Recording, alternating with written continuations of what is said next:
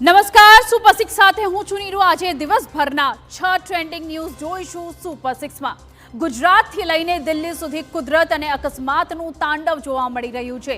પાવાગઢમાં ropeway તૂટી પડતા જાનહાનિ થઈ છે, તો બીજી બાજુ મેઘરાજાના પ્રચંડ પ્રહારે રાજ્ય અને દેશના અનેક ભાગો હાલાકીમાંથી પસાર થઈ રહ્યા છે।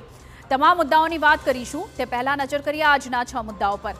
પાવાગઢના ડુંગર ઉપર નિજ મંદિર સુધી માલ સામાન લઈ જવા માટેનો ગુડ્સ રોપવે તૂટી પડતા ભયાનક અકસ્માત સર્જાયો છે। આ દુર્ઘટનામાં 6 લોકોના મોત થયા છે, જેમાં 2 ઓપરેટર અને શ્રમિકો સામેલ છે। રાજ્યભરમાં ભારે વરસાદે ધમાલ મચાવી છે। રાજકોટ શહેરમાં પોપટપરા ગરનાળું પાણીમાં ગરકાવ થઈ ગયું છે, તો જામનગરના કાલાવડમાં લાંબા વિરામ બાદ ધોધમાર વરસાદ વરસતા ધરતીપુત્રોમાં ખુશી છવાઈ છે। મેઘરાજાની ધમાકેદાર એન્ટ્રીથી ગુજરાતના અનેક જિલ્લામાં જનજીવન પ્રભાવિત બન્યું છે।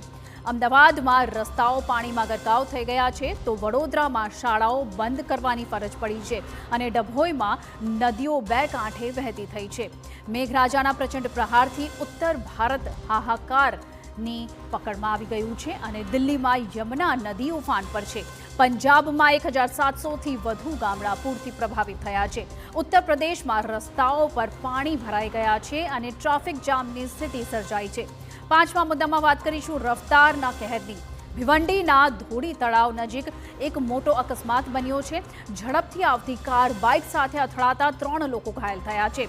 અને સુપર 6માં અંતમાં જોઈશું દિલ્હીના ઇન્દિરા ગાંધી ઇન્ટરનેશનલ એરપોર્ટ પર CISFના જવાને ફરજ દરમિયાન ધીરજ અને કાબિલિયતનો એક અનોખો દાખલો બતાવ્યો છે। અચાનક બેભાન થયેલા મુસાફરને CPR આપીને નવજીવન આપ્યું છે।